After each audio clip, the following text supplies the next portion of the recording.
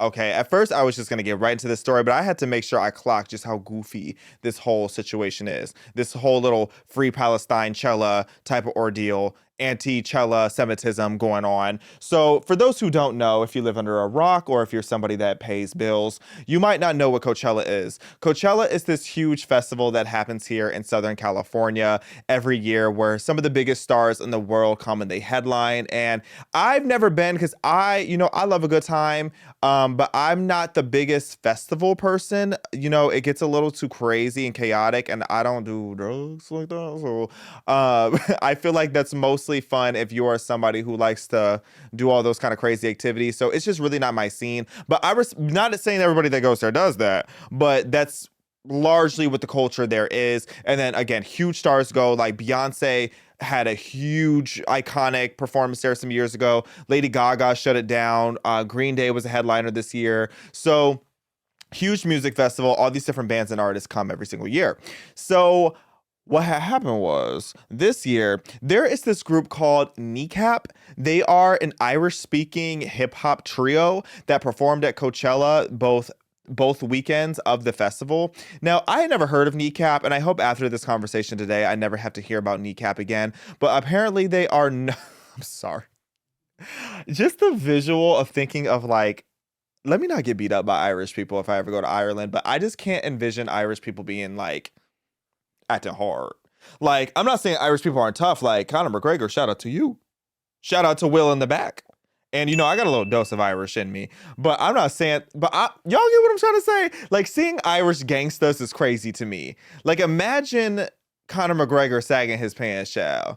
It's like, what are you gonna do? Be a leprechaun on O Block? Let me stop. I'm cooking too much. But this hip hop trio, Kneecap, it's just so unserious. But they are known for their politically charged music. They have been boycotting Israel since 2020. And back during weekend one, they made a bold political statement where it started with, they let this whole anti-Margaret Thatcher situation where they were chanting Maggie's in a box, which I'm assuming was just celebrating the fact that, Margaret Thatcher passed away about 10, 12 years ago. So I thought that was a bit weird. And I'm like, who is beefing with Margaret Thatcher? Like, that is just such a bizarre thing. Like, that's like beefing with Betty White. Like, leave Margaret alone. Let that lady rest. And if you don't know who Margaret Thatcher is, because they don't really open up the schools these days, you should go to PragerU.com because we have plenty of videos about her, both for high school kids, for little kids, for adults. We have all kind of educational content on her because she's really iconic. She's very legendary. She's been that girl for quite some time. She was the UK's pioneering female prime minister from 1979 to 1990. She was a transformative conservative leader who championed free market policies and privatization. And, she was really the person who rescued Great Britain's economy.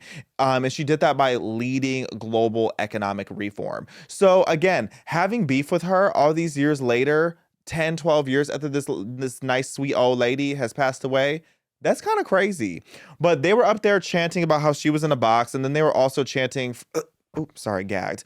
They were chanting "Free Palestine," and but not from Hamas. Just chanting "Free Palestine" and "Free the six counties." Was it counties or yes? "Free the six counties" during their set, and I guess that is referring to Northern Ireland's unification. Which I'm not going to speak on the six counties part. I don't know anything about Ireland's politics, so y'all might be cooking with something there. But talking about "Free Palestine," please, okay, "Free Palestine" from the terrorist regime that's there. So they did that during week one. So that was just about a week ago. And they are claiming that they were just out there screaming this whole pro-Palestinian message. And they were really mad about the fact that it was cut from their live stream. So when Coachella put this on their live stream, they cut their whole little rant about Palestine, the six counties, and about Thatcher. They made an Instagram post or they made an X post, I think an Instagram post too about it, just crashing out about the censorship of it all, which we'll talk about that a bit more because you guys know how I feel about censorship at this point. But I think it is worth having that conversation of what is acceptable and what is not, in my humble opinion. But after all this crashing out, you would think that they would realize, this is a huge opportunity. Most people have not heard of Kneecap. So them being on the Coachella stage is a huge opportunity for them. And you would think that after making it very clear that Coachella did not want this to become a huge political event, that they would back down a little bit, but no, they full sended. And the next week, so this past weekend, they put up these insane visuals so that it could not be cut from their live set. So they put up their F Israel, Free Palestine. So this is the one that's going very viral for numerous reasons. I think they had a few more. Do we have those others? I don't have my eyes on. What does that say, Mr. Rodriguez? That one says Israel is committing genocide against the Palestinian people. Yeah, they're not, but that's what it says up there, because these people just have no idea what it is that they're talking about. Because if this is a genocide, this is the most unsuccessful genocide of all time, considering the fact that the Palestinian population just continuously has risen for all these years that they claim it's been an apartheid. So that's crazy. I don't think you should consider a war an apartheid, but or sorry, you shouldn't consider a war a genocide, but these people, the schools are closed. So we'll just continue to blame it on that. And what does this one say, Mr. Rodriguez? It is being enabled by the U.S. government who arm and fund Israel despite their war crimes. I'm gagging back here too. It, it just really takes me out because these people will sit here and talk about, oh, what about the war crimes of Israel? What about October 7th? What about all the things that these people have been doing for decades? Hamas has been wreaking havoc since 1988 and committing war crimes, but nobody wants to talk about that. Nobody wants to talk about that. They want to talk about freeing a place. You know what? Palestine is free.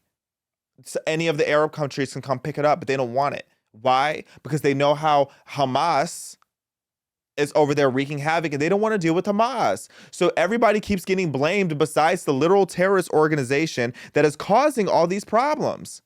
Okay, so this is crazy. So that's what these people are out here saying, that they let this whole free Palestine chant, which again, musty, dirty, unbathed. That's what it's giving to me when you go up there with these Antifada chants. Like, this is what they're doing.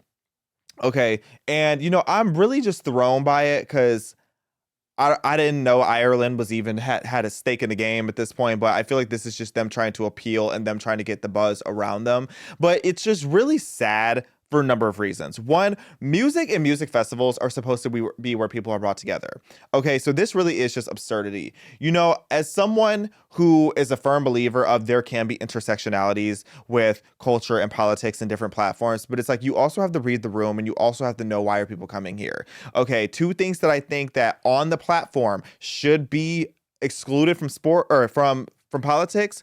I believe that sports should not be political. Music should not be overly political. Okay, what you do on your own platform, your own social media, I respect that. Getting involved with different politicians, if you're actually educated on the matter, I respect that. And it's so funny. I have these friends who are influencers that I've met at random like TikToker parties who, when I meet them and they ask me what I do and I tell them, they're like, oh yeah, well, I don't really know much about politics, but I did this for Kamala Harris's campaign, or I was flown out here to do this, and this. And it's so funny how so many of them got paid insane amounts of money and they know nothing. I was like, what policies of hers did you like? And they're like, yeah, we don't know. So even like, it's just so baffling to me how these people are so bold about things that they're completely ignorant about. But this Kneecap group, they've been building a platform against Israel back since 2020. So I can at least say that they're true to this, not new to this, but they're ignorant to this all at the same time. And it's just funny to me when you do this at Coachella because it's like, read the room. Okay, imagine trying to preach about genocide to a crowd full of LA rich kids on acid. No shade. Okay, no. Actually, all shade and all offense. I meant what I said. Okay, so your target audience that you're trying to communicate all this craziness to, these people are literally snowed out of their minds, drunk as they possibly can be. They're just there to shake their behind and be nefarious. And you're sitting here wanting to talk about a genocide that's not happening, a war that you clearly don't know much about. It's getting weird. And I shouldn't say that it's all just LA rich kids, because a lot of the people there are people of poverty. There's something about broke people that really fascinates me, because how are you always on a plane or in a section with no money? Imagine being at Coachella dancing with Lady Gaga, doing the abracadabra choreography instead of paying your bills.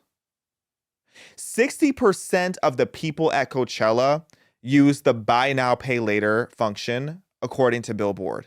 60%. And again, I get it. This is like your Super Bowl. Like if I was a person of poverty and I really, really wanted to go to WrestleMania, because y'all know I'm a diehard WWE fan, or if I was somebody who was super, super into the NFL and wanted to go to the Super Bowl, I can respect it.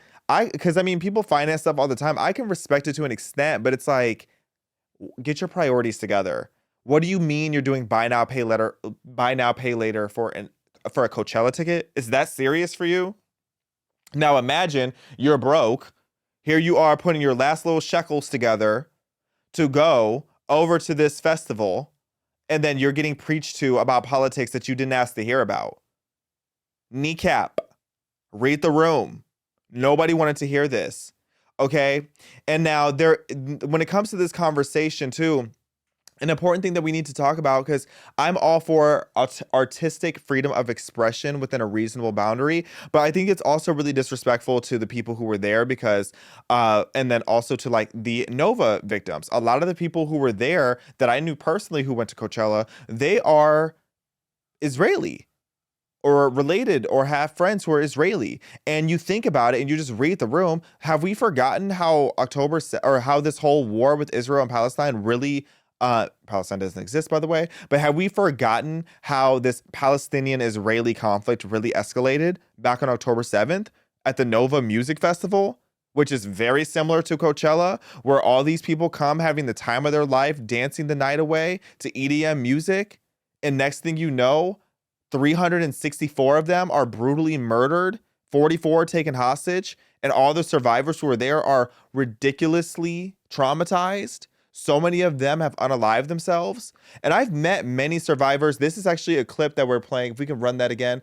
This video here, I took this. I took this when I was at the Nova Music Festival site. And all of these photos that you see are different young, beautiful people who were there to dance, to sing, to enjoy their lives, enjoying life. Like literally the whole theme of the festival was just enjoying life and enjoying music. And instead of being able to do that, they were murdered. They were sexually aided.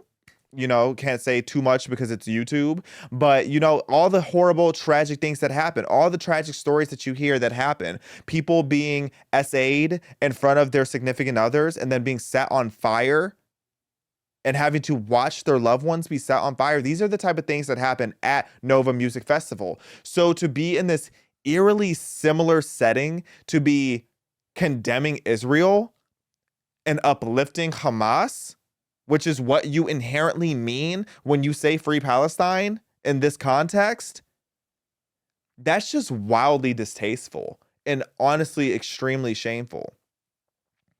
And these people, Kneecap, they're constantly talking about genocide and all these and like war crimes and everything, but they never talk about October 7th. They never talk about the 1,400 people who were murdered. They never talk about how civilians from Gaza were doing majority of the kidnappings. Oh yes, that's something that a lot of people don't know. I've been to Israel 3 times. As you're watching this, I'm on my way for the 4th.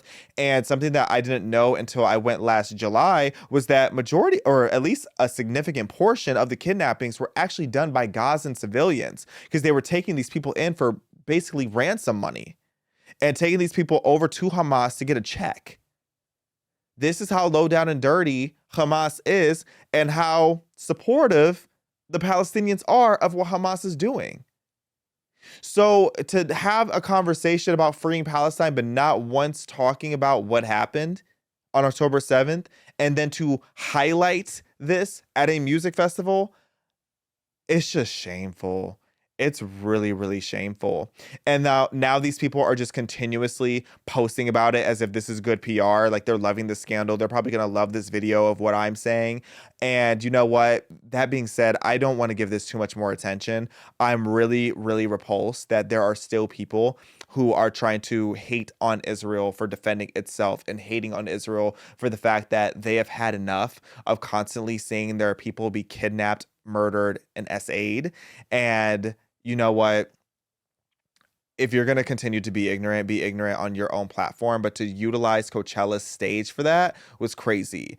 And as far as the censorship conversation, it's a fine line. I'll admit that. Me being fair, not wanting to be a hypocrite, I'm very much in favor of freedom of expression, and I am very much in favor of, even if I disagree with the other side of someone politically, I want them to be able to voice how it is that they feel. But when you are on but that's on your platform. When you are on Coachella's platform in front of 125,000 people being broadcasted to millions of people through various streams, it's pretty reckless to go and have this hateful, divisive rhetoric.